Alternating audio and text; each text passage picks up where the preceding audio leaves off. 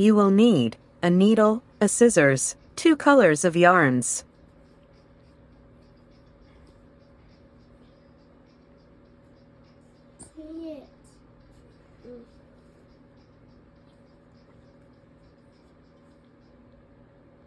Make a magic ring and chain 2.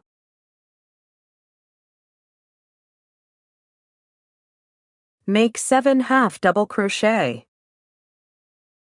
Attach yellow yarn with a slip stitch in the first half double crochet. Chain 3 and slip stitch in the next stitch. Repeat this step 7 times.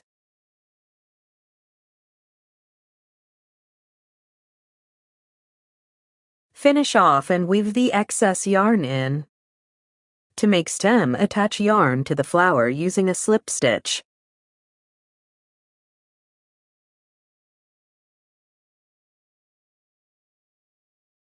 Chain 15. At the back of this chain, there are bumps.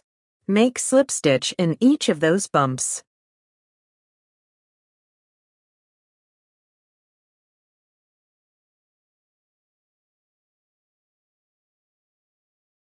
Slip stitch on the flower, make a knot and weave in.